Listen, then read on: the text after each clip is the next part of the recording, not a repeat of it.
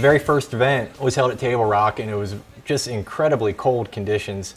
When we got there, the water was in the low 40s, high 30s, and it was really clear. I mean, you could see down like 15 feet, and the fish were really, really hard to get to bite. And Table Rock is historically known as a really good fishery where they catch lots of big bass, spotted bass, smallmouth, and largemouth. So it's kind of a mixed deal there. We hit it kind of in dead winter. We just had terrible conditions. We'd wake up and it'd be 18 degrees. You'd have ice all over your boat.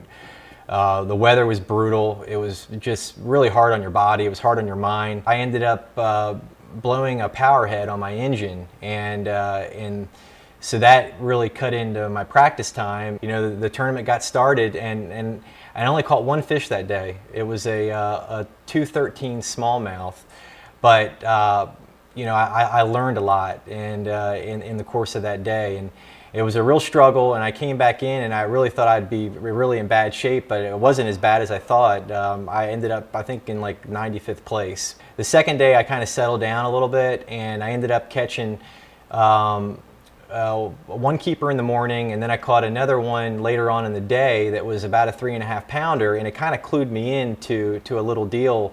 I found these flat points in a couple creeks that had some bait in it. By the end of the day, I ended up weighing in like five pounds and change, and I ended up moving up to 75th place.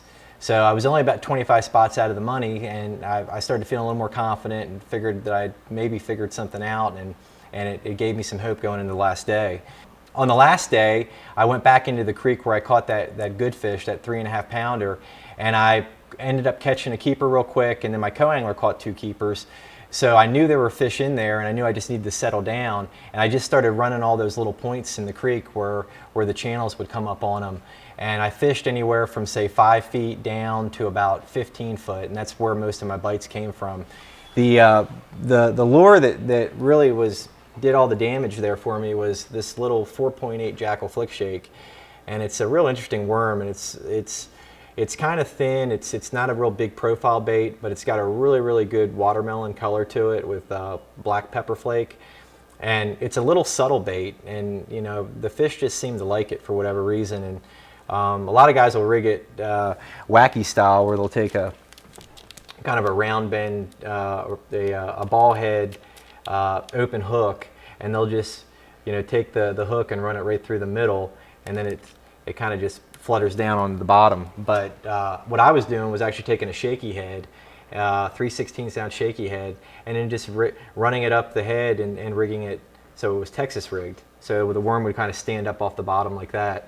And on the last day, I kind of really figured out what the fish were doing, and I had this one point that I found on the second day that was a gravel point that kind of tapered off near an outside channel bend where the water dropped to about 80 feet deep, and there was all kinds of standing timber. And I think a lot of these fish were just living in that standing timber, and whenever they wanted to feed, they would pull up on the point, and then I could catch them. And I couldn't catch them out real deep, but I'd catch them in about 15 foot on the first little ledge off of that pea gravel point that I found.